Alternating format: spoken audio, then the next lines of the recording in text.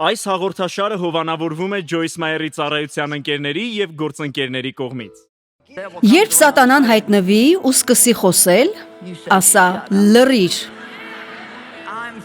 Ես ներված եմ և չեմ ընդունում քո սուտ մեղադրանքը։ Ես չեմ ընդունում մեղավորությունը, որովհետև այն սուտ է դժոխքից։ Աստծո խոսքն ասում է. ես ներված եմ։ Ես Ջոյս Մայերն եմ և տեսել եմ, թե ինչպես է Աստծո զորությունը վերափոխում իմ կյանքը և նույնը կանի ձեզ համար։ Աստվածաշունչը շատ է խոսում որբերի և այրիների մասին։ Այն հատկապես նշում է մարդկանց այս երկու խմբերը՝ որբերին և այրիներին։ Դրանք միայնակ մարդիկ են, միայնակ մարդիկ, որոնց կողքին չկա մեկը, որ օգնության ձեռք մեկնի։ Ես ամեն բան անում եմ, որ ծառայենք ծերերին, զբաղվենք նրանց խնամքով։ Նաև մտածում էի որբերի մասին։ Ճիշտ է, մենք ունենք մի քանի մանկատներ ամբողջ աշխարհում, բայց ինչ կարող ենք անել մեր քաղաքում, ինչ կարող ենք անել մեր քաղաքի որբերի համար։ Այսպիսով, եթե իսկապես ուզում ես օգնել մարդկանց, երբեմն պետք է նախահարցակ լինես։ Դու չես կարող սպասել, որ Աստված գա և ստիպի քեզ ինչ-որ մեկին օգնել։ Դու պետք է մի քանի հարց տաս և մի փոքր ուսումնասիրես։ Այսպիսով ես զանգեցի որդուս, որը պատասխանատու է միսիայի համար, և ասացի. ես ուզում եմ, որ կապ հաստատես այս քաղաքի մանկատների հետ և պարզես, թե ինչով կարող ենք օգնել նրանց, կա ինչ-որ բան, որ կարող ենք անել նրանց համար։ Եվ այսպես մեր աշխատակիցներից մեկը այցելեց բոլոր մանկատները և մենք որոշակի բաներ իմացանք խնամատարության մասին, ինչպես նաև պարզեցինք, թե ինչ պարագաների կարիք կա։ Մեզ կայցելի մի անձնավորություն, որը ներկայացնում է բոլոր մանկատները և կխոսի մեր աշխատակիցների հետ։ Եվ հուսով եմ, որ մեր աշխատակիցներից ոմանք կցանկանան խնամատարություն անել։ Գիտեք, ես կարդացել եմ, սա գրեթե անհնար է թվում,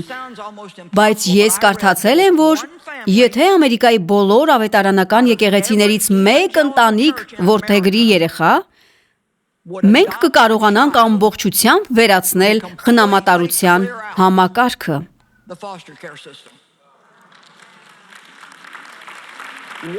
Մեկ ընտանիք։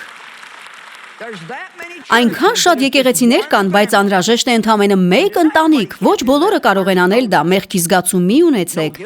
եթե չեք կարող անել դա, բայց գիտեք, 27 ընտանիք համաձայնեց, դա հրաշալի է։ Շնորհակալություն դա անելու համար։ Դա զարմանալի է։ Գիտեք, դա կարող է հեշտ չլինել։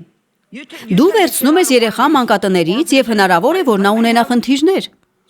Բայց ուզում ես օգնել մարդկանց, թե ոչ։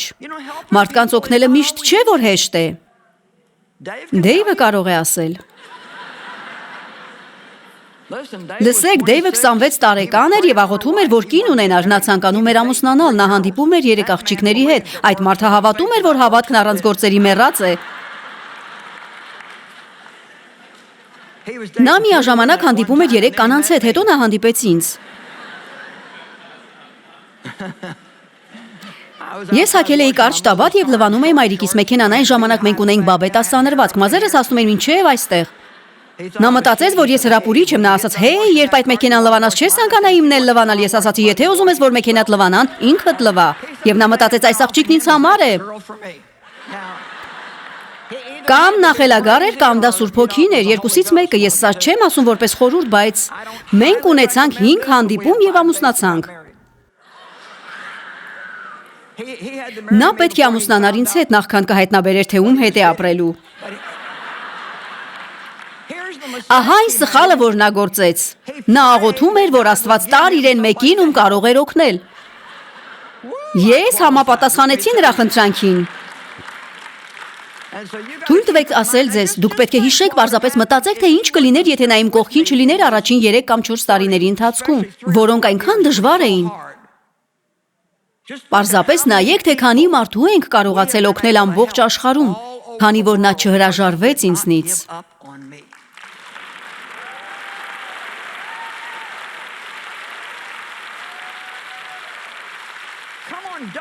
Այնպես որ մի հրաժարվեք մարդկանցից, Աստված ունի ծրագիր նրանց կյանքի համար, ինչպես որ նա ունի ծրագիր ձեր կյանքի համար։ Ամեն բան հարմարավետ և հարմար չպետք է լինի մեզ։ Մենք նույնիսկ չնչին պատկերացում չունենք, թե ինչ է նշանակում տառապել։ Այո, մենք ունենում ենք ցավեր, հոդացավեր, մեջքի ցավեր, ունենում ենք կորուստներ, անցնում ենք կյանքի դժվարություններով, Բայց այսօր քանիսը իսկապես մի կողմ կդնեն հարմարավետությունը, որպեսզի Աստծո համար անեն ինչ-որ բան, որն այնքան էլ հաճելի չէ իրենց համար։ Ոչ շատերը։ Ամեն։ Եվ մենք ավելի շատ պետք է վերադառնանք դրան։ Ավելի լավ է քարոզեմ իմ ուղերձը, քանի որ ինձ մնացել է 10 րոպե։ Այսպիսով դու ոչ թե մեղավոր պետք է զգաս, երբ մեղանչում ես, այլ պետք է ընդունես քո մեղքը, պատճառաբանություններ չբերես։ Չփորձես արդարանալ։ Ապաշխարիր, ինչը նշանակում է կամովի շրջվել դրանից։ Այլևս չեմ ուզում անել դա, Տեր, օգնիր ինձ, օգնիր ինձ, օգնիր ինձ։ Խոստովանիր դա, ընդունիր նրա ներումը, ես մտածում եմ, որ դա կարևոր մաս է, երբեմն մենք աղոթում ենք ներիր ինձ, ներիր ինձ, ներիր ինձ, բայց երբեք ժամանակ չենք հատկացնում ներումը ընդունելու համար։ Այնպես, որ ես ընդունում եմ քո ներումը, ես ընդունում եմ այն, և այդ մեղքը այլևս չկա, և չկա դատապարտություն։ Պարզապես ինչ-որ ժամանակ հատկացրու, մենք այնքան արագ ենք անում այդ ամենը, մի փոքր ժամանակ հատկացրու և խորամուխ եղիր դրա մեջ։ Աստված, շնորհակալություն քո ողորմության համար, շնորհակալություն քո բարության համար, շնորհակալություն քո շնորհքի համար։ Եվ երբ Սատանան հայտնվի ու սկսի խոսել, ասա. լռիր, ես ներված եմ և չեմ ընդունում քո սուտ մեղադրանքը։ Ես չեմ ընդունում մեղավորությունը, որովհետև այն սուտ է դժոխքից։ Աստծո խոսքն ասում է, ես ներված եմ։ Ամեն, Աստծուն փառք տվեք։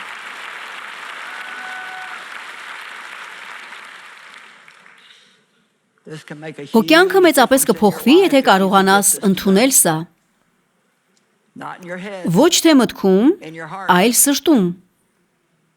Ես ոչինչ չեմ կարող անել քո զգացողությունների հետ, բայց կարող եմ ասել քեզ Աստծո խոսքի ճշմարտությունը։ Դու գուցե մտածում ես, ես մեղավոր եմ, Սատանան մտքերով կռմբակոծի քեզ։ Դու մեղավոր ես, դու մեղավոր ես, դու արժանի չես։ Դու արժանի չես։ Մարդիկ մոտենում են Աստծուն և ասում, «Օ Աստված, եթե միայն այս անես, եթե միայն այն անես»։ Գիտեք, միայն ասելով նկատի ունեք գոնե այդքանը։ Այդպես մի աղոթեք։ Խնդրեք Աստծուց մեծ բաներ, ունեցեք համարձակ խնդրանքներ, խնդրեք, որ նա գործածի ձեզ հզոր ձևով։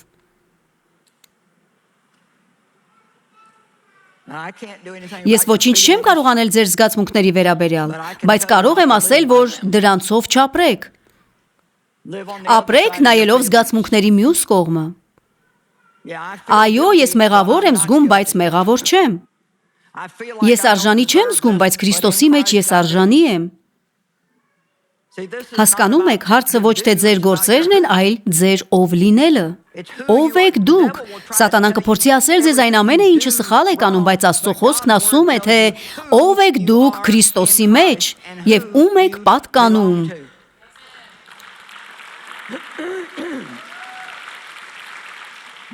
Այնտեղ մի երջանիկ մարդ կա։ Շատ լավ։ Եբրայեցիների 10:10։ Մեկ ընդմիշտ, որ այն Աստծո կամքով մենք սրբվեցինք։ Բոլորն ասեն սրբվեցինք։ Գրված չէ կսրբվենք, եթե շատ բարի գործեր անենք, գրված է դուք սրբվեցիք։ Սպասեք, եթե ես սուրբ եմ, ինչու եմ շարունակում այս հիմարություններն անել։ Որովհետև քո ով լինելը տարբերվում է այն ամենից, ինչ անում ես։ Հասկանում եք, ես այնտեղ չեմ, որտեղ պետք է լինեմ, բայց գոհություն Աստծուն, որ այնտեղ չեմ, որտեղ առաջ էի։ Ես լավ եմ և ճանապարհին եմ։ Հաջորդ տարի այս ժամանակ, երբ գամ, մի փոքր ավելի լավը կլինեմ, քան այս տարի, բայց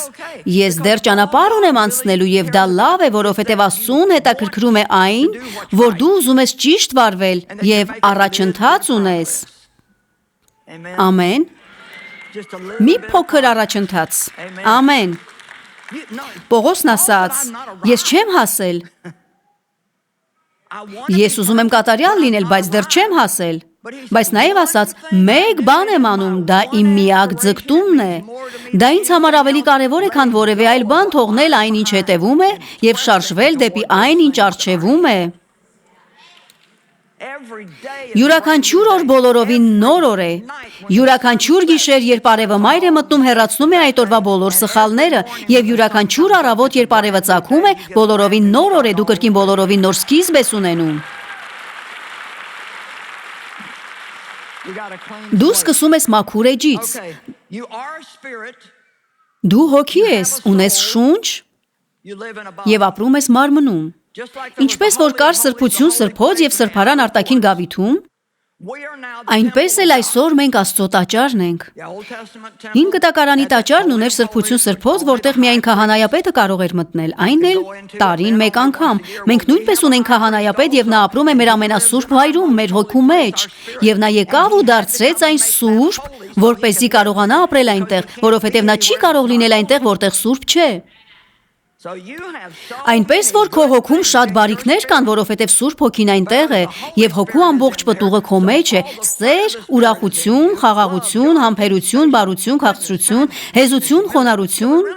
Այնպես որ իրականում մենք չպետք է քայլենք ու ասենք. «Ես համբերատար չեմ, ես այսպիսին չեմ, ես այնպիսին չեմ»։ Դու սուրբ ես, դու արդար ես, դու սրբացված ես, դու արդարացված ես, դու ազատ ես մեղքից։ Բայց Փիլիպեցիների 2-րդ գլխի 12 եւ 13 խոսքերում ասվում է. «Ահով եւ դողով գործեք ձեր փրկությունը»։ Գրված չէ գործեք փրկության համար, այլ գործեք փրկությունը, դա նշանակում է աշխատեք Սուրբ Հոգու հետ, որը ձեր մեջ է, որպեսզի այն հրաշալի բաները, որոնք համաձայն Աստվածաշնչի ձեր մեջ են, գործադրվեն ձեր շնչի մեջ, այսինքն ձեր մտքի, կամքի եւ զգացմունքների մեջ։ Նորոգեք ձեր միտքը, դադարեք ապրել զգացմունքներով եւ գործածեք ձեր ազատ ընտրության իրավունքը, ձեր կամքը Աստծուն հանձնելու համար։ Այս ամենը ամբողջական գործընթաց է, երբ վերստին ծնվում եք, դուրս եք գալիս Եգիպտոսից ու գերությունից։ Ձեր շունչը նորոգվում է, մահանում եք ձեր եսի համար, անցնում եք անապատի ժամանակաշրջանի միջով։ Այնուհետև հանկարծ մտնում եք խոստմունքի երկիր։ Իրականում այս ժամանակ է, որ սկսում եք ամեն օր վերապրել ձեր փրկությունը։ Հեշտանում է մարդկանց ներելը, գիտեք ինչ, ես կարող եմ ներել մարդուն նախքան նույնիսկ նա կավարտի ինձ վիրավորելը։ Մինչ դուք զայրացնում եք ինձ, ես կարող եմ ներել ձեզ։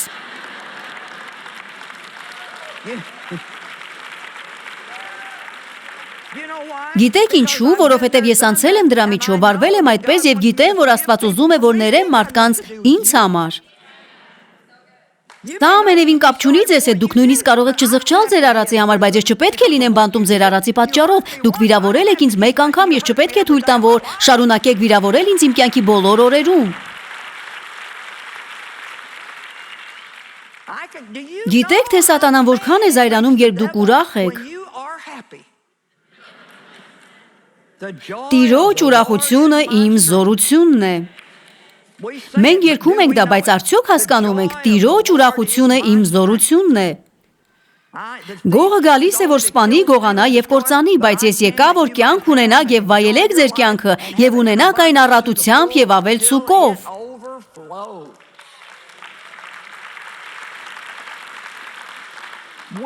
Մենք Աստծո անձնական ներկայացուցիչներն ենք աշխարհում։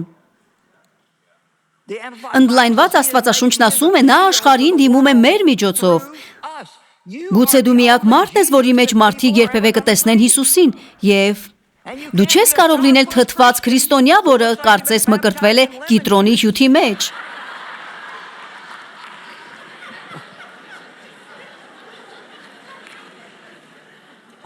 Մարդիկ արդեն մտածում են, որ քրիստոնյաները չեն կարող զվարճանալ։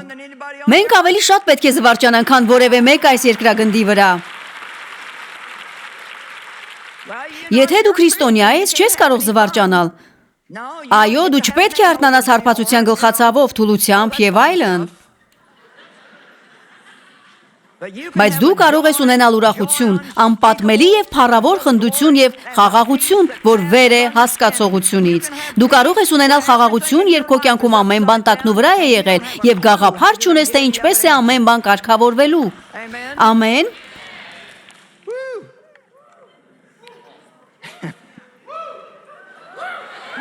Այո։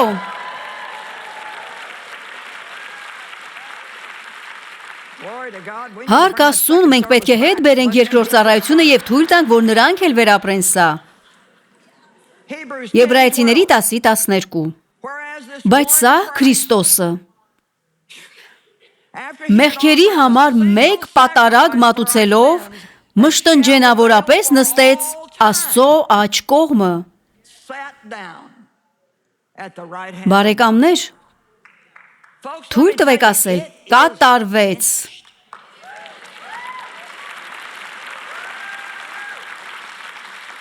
Եբրայեցիների 10:14, որովհետև մեկ պատարագով հին ուխտում ամեն տարի ստիպված էին նույն բանն անել կրկին ու կրկին, կրկին ու կրկին, կրկին ու կրկին, եւ երբեք լիովին չէին ազատվում մեղքի եւ մեղավորության զգացումից։ Նրանց մեղքը ծածկվում էր, բայց նրանք մշտապես գիտեին դրա մասին։ Բայց մեր մեղքը չի ծածկվում,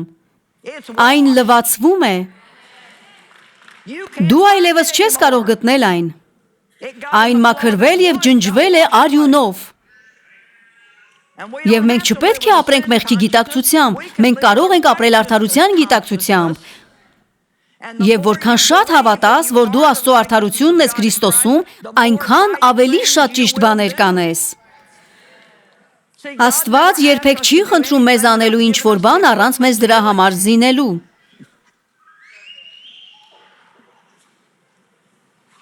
Օ, Հիսուս, այնպես կուզեի, որ երգեր իմանայի։ Եբրայեցիների 10:14, որովհետև մեկ պատարագով հավիտյան լիովին, հասկանում եք, հավիտյան լիովին մաքրեց եւ կատարյալ արեց նրանց, ովքեր սրբված եւ սուրբ են։ Եբրայեցիների 10:17 եւ 18, եւ ապա ասում է նրանց մեղքերը եւ նրանց անօրինությունները էլ չեմ հիշի։ Բայց որտեղ որ սրանց մեղքերի եւ անօրինությունների լիակատար թողությունը, ներումը եւ պատժի չեղարկումը կա, այնտեղ այլևս մեղքը քավելու համար պատարագ պետք չէ։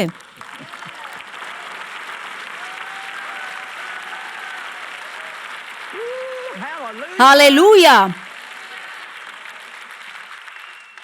Կարծում եմ, որ սա ձեր մտքից տեղափոխվում է հոգի։ Կարծում եմ, որ դուք հասկանում եք սա։ Հիմա թույլ տվեք ասել, որ նախքան օրը կավարտվի, հավանաբար դուք կանեք ինչ-որ բան, որ չպետք է անեիք։ Գուցե ոչ, բայց գիտեք։ Դավիթն աղոթում էր, որ Աստված ների իրեն իր չգիտակցված սխալների համար։ Ես նույնպես աղոթում եմ այդպես, որովհետև մենք մեղանչում ենք մտքով, խոսքով կամ գործով։ Աստված իմ, մենք կարող ենք նողկալի միտք ունենալ ինչ-որ մեկի մասին։ Բայց Աստված ծածկել է այդ ամենը։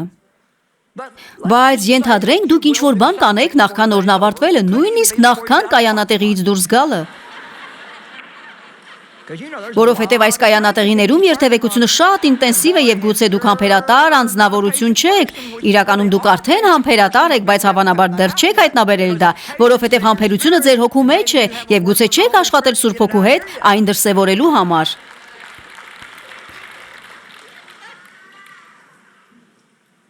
Եվ առավոտյան կարթնանաք ու սատանան կասի. «Ինչ օգուտ տվեց քեզ, որ գնացիր եւ լսեցիր այդ քարոզը»։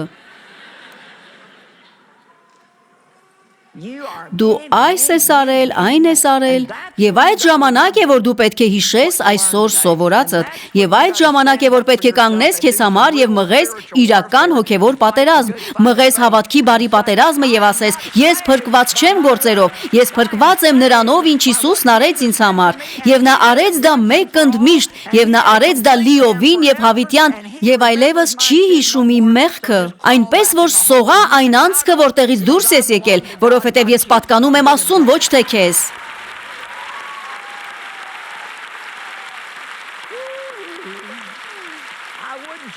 Ես կցատկեի, բայց ծեր եմ։ Կուզեի ցատկել, բայց մեջքս կցավի, այնպես որ ստիպված եմ այսպես անել։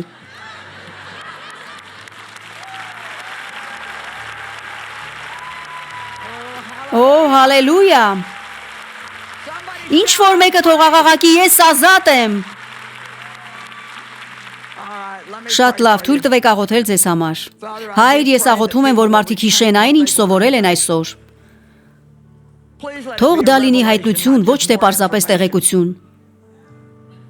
Եվ օգնիր նրանց վայելելու այն, ինչ Հիսուսը տվեց նրանց իր մահով։ Օգնիր մեզ, որ ժպիտ պարգևենք նրան, վայելելով այն զոհը, որ նա արեց։ Մենք սիրում ենք քեզ, Տեր, եւ ուզում ենք բարի լինել, ուզում ենք ամեն բան ճիշտ անել։ Սակայն երբեմն սխալվում ենք եւ քո օգնության կարիքն ունենք, եւ ես այնքան շնորհակալ եմ, որ մշտապես ունենք այդ օգնությունը։ Մենք սիրում ենք քեզ, Տեր, Հիսուսի անունով։ Ամեն։ Շնորհակալություն։ Հուսով ենք, որ վայելեցիք այսօրվա հաղորդումը։ Խնդրում ենք կապ հաստատել մեզ հետ կամ այցելել joycemeyer.org կայք ձեր աղոթքի խնդրանքները փոխանցելու կամ մեզ հետ համագործակցելու համար։ Այս հաղորդաշարը հովանավորվում է Joyce Meyer-ի ծառայության ընկերների եւ գործընկերների կողմից։